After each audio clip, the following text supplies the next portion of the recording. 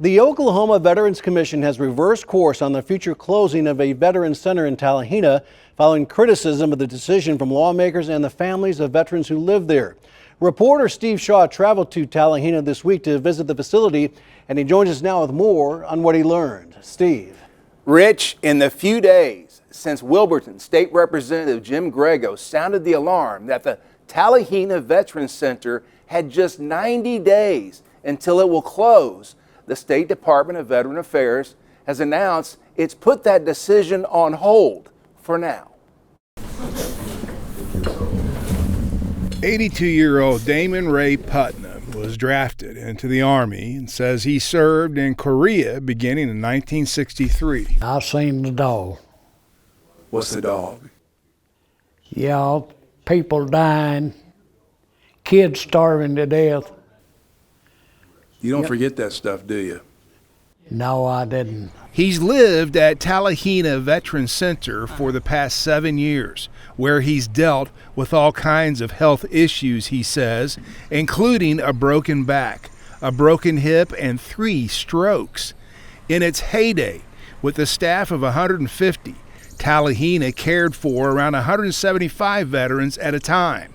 That number is now down to just over 30. I don't want to leave here. What are your options? Right now, I don't have much. Steve Ballard turns 82 on July 3rd. The Army drafted him in 1958. Ballard says he served 3 tours in Germany, 2 in Vietnam, and 2 in Korea before being medically discharged in 1979. Ballard says he's lived at the Talihina Veterans Center for the past 5 years. This is home, and these ladies here, it's just like the last time I was in the hospital up there at Muskogee. I told them, I said, I need you all to, one of these doctors to give me a discharge. I said, I got to get back down to Talihina, down to the Veterans Center. I said, I've got 54 wives down there I got to take care of.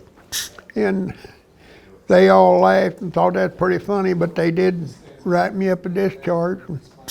It took a couple of days to get my transportation out of there, back down here, but all of these, now I'll tell you what, if I had known that things is as good here as they was, I'd been in here a long time ago. I wouldn't have suffered at home. Talihina is one of 7 places in the Sooner State where veterans who can no longer care for themselves live. The others are in Ardmore, Claremore, Clinton, Lawton, Norman, Sulphur, and Talihina. But Talihina has been on the clock. The state legislature actually began the process of closing the Talihina State Veterans Home down 5 years ago.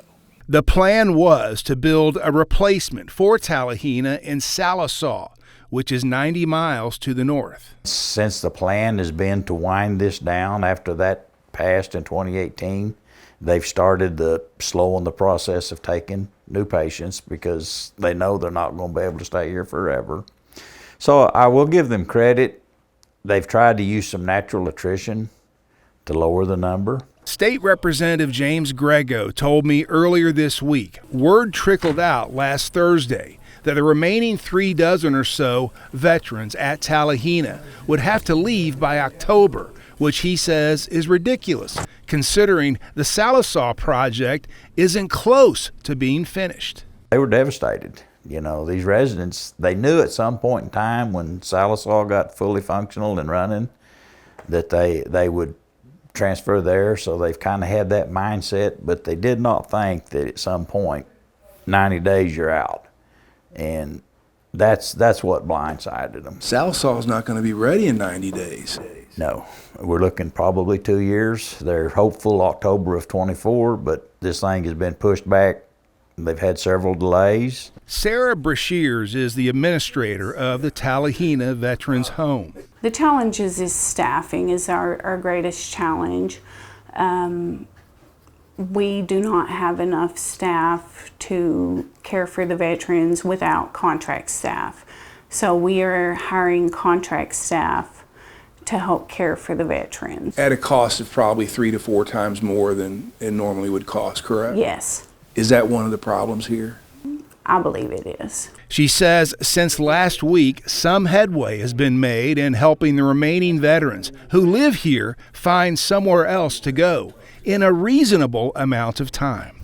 The elephant in the room in all of this is what's taking so long in Sallisaw. Legislature of the state of Oklahoma passed this law in 2018, and here it is getting into the back half of 2023, and we still don't have the facility. Jennifer Bloomfield is communications director for the Oklahoma Department of Veterans Affairs. It's their job to help the state's 300,000 veterans.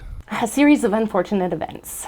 And some of them, maybe could have been preventable, some of them not. COVID, of course, threw a wrench into everything. Nobody could have foreseen that.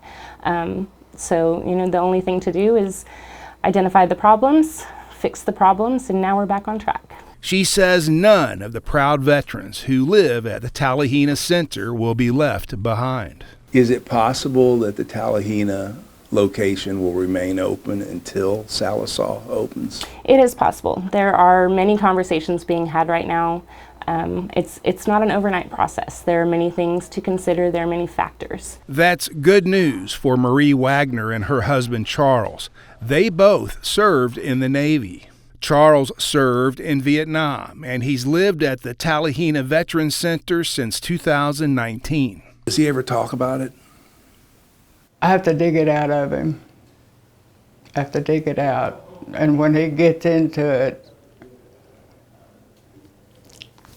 it always ends in tears. That's a tough place to be. So I try not to. Oops. Okay. That was a tough place to be. So, yeah. Like I said, he doesn't really talk about it. Depending on who you talk to, keeping the Talihina Veterans Center open is costing taxpayers as much as $500,000 a month.